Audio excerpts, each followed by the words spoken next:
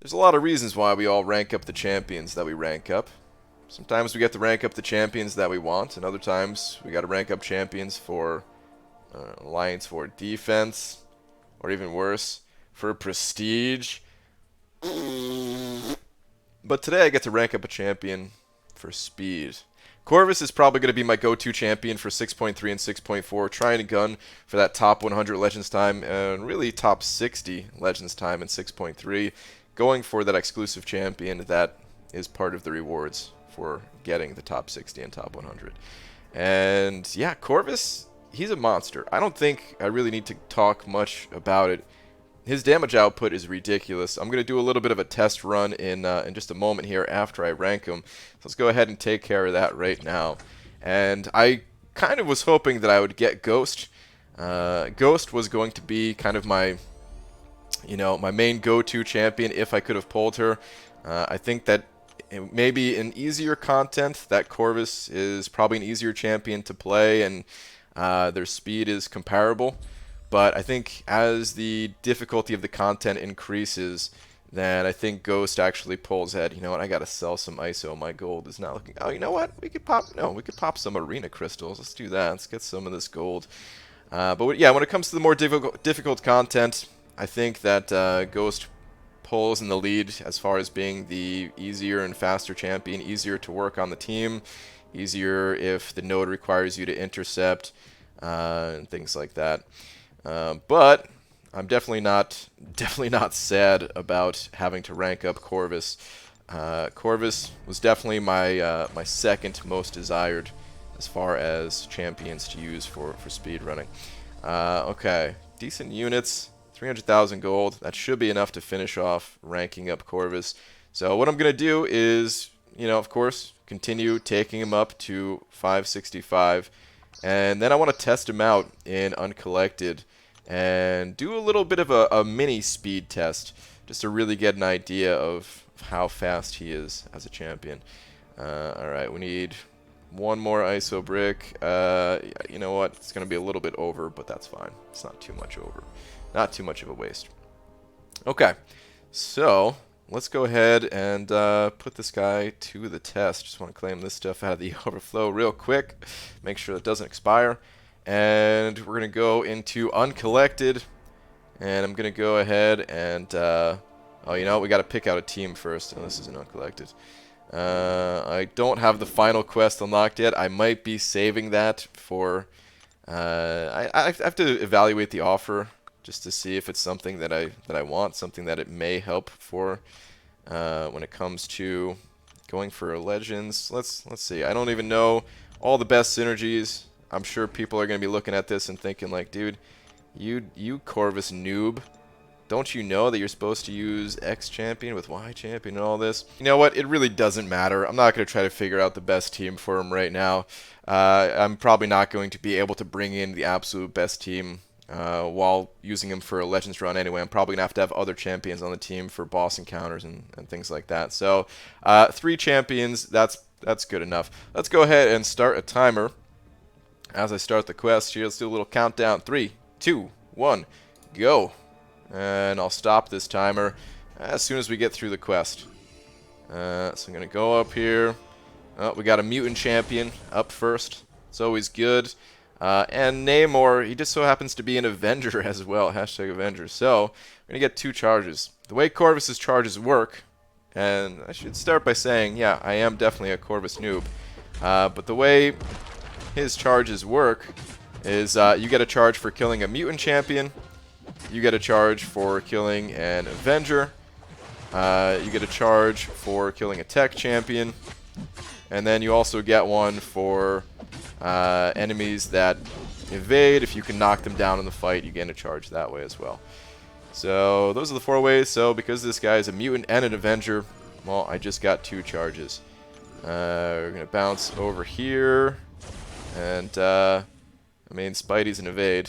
I think once you have 2 charges, honestly, it probably doesn't even matter all that much. His damage is so strong anyway. But let's get this guy to evade. Get a 3rd charge. And just keep plowing through this content. I need him to evade one time. Yep, there we go. And now I gotta knock him down with a heavy attack or a special. And there we go. Now I can see the third charge has been added. And because I have Proxima on the team, I also have True Strike. And yeah, now this is just stupid. The amount of damage is so crazy.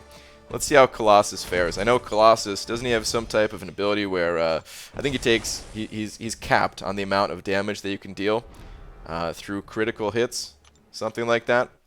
So let's see if that matters. Let's see how much this matters against Colossus. Other nice thing about Corvus. Oh, I couldn't. Oh man, I was about to say you get to armor break on parries, but maybe Colossus has something to prevent that, or maybe it was the node. To be honest, I didn't really read the node. I clicked on it, but I didn't read. Let me see what this path is. Short burst lockdown.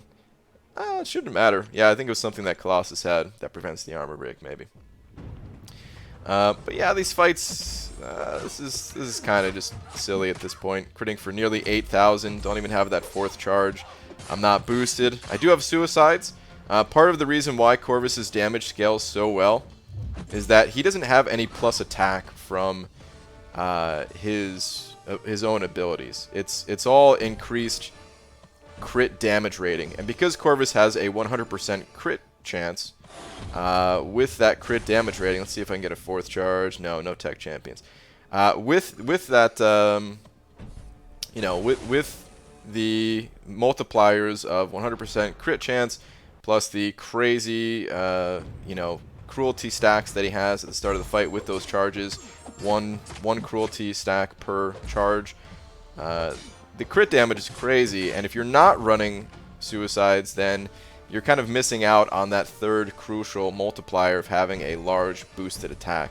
You can gain that attack from popping boosts as well, but of course, boosts get pretty expensive. And during a Legends run, it's going to be even crazier because I'm going to have suicides on plus the boosts. And on top of it all, I'm actually gaining health at the start of each fight because Corvus does not take any damage from bleeds while his glaive charges are up. So you may be asking how this champion is supposed to be fair to play, and I don't have an answer. The one thing I can say, the one downside to Corvus, is that you know, once he runs out of charges, he no longer has the ability to crit. They come back later on in the fight, but well, later on in the fight doesn't really exist because, well, you guys can see the fight's already over. There are ways to preserve the charges too that I'm aware of. That you can do a medium, light attack, and then medium attack. That way, 2 out of the 3 of your attacks are crits on the larger of the 2 attacks. While that light attack in the middle doesn't crit. That's the only attack of Corvus's that does not crit, is that first light attack. But in most cases, I don't think you have to really preserve things. I have plenty of charges to get through all these fights.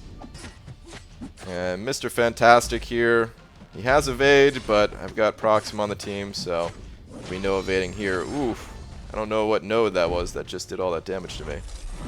Oh boy, whoa, that looks awesome! Oh man, I'm not even sad that I died. I never saw the animation from getting hit by that. Oh, it killed my speed run a little bit, but that's okay. We're almost done, and hope this doesn't happen during 6.3. I'll have to pop a revive into Corvus, but there we go. Time's up for that quest. About 524.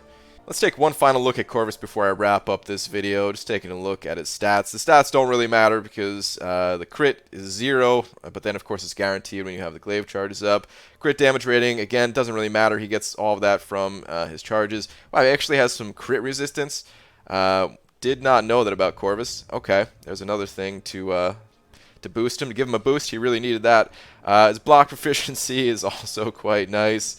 And his immunities, they're pretty stacked. Like I said, I was hoping for Ghost because Ghost is immune to everything, but Corvus, he's no slouch in this department. He's got he doesn't take damage from Cold Snap, Bleed, and Shock debuffs. He's not technically immune, but in some cases it's even better than immunity since you're going to be healing from willpower. So Pretty damn nice. And I should be able to fill in the gaps with the other immunities with the rest of my champions. Of course, depending on who I rank up, who else I rank up for 6.3. So that's going to do it. Pretty happy that I have a Corvus so that I can compete for that top 60 spot in 6.3 and top 100 spot in 6.4. I'm going to be live streaming both of those things as well, of course. And yeah, in the meantime, I just got to grind, get some more units. This way I can get the boosts, get the revives and all that so that I can compete, because that is not something I can do itemless. We need to just go, go, go, go. And if I slip up like I did in this video, we got to pop a revive and keep it moving. But that's going to do it for this one, guys. Thank you all for watching.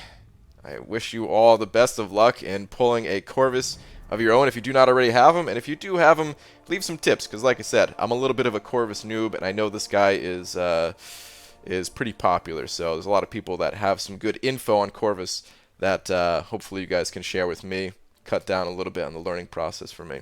And yeah, thank you all for watching. See you in the next video. Take care.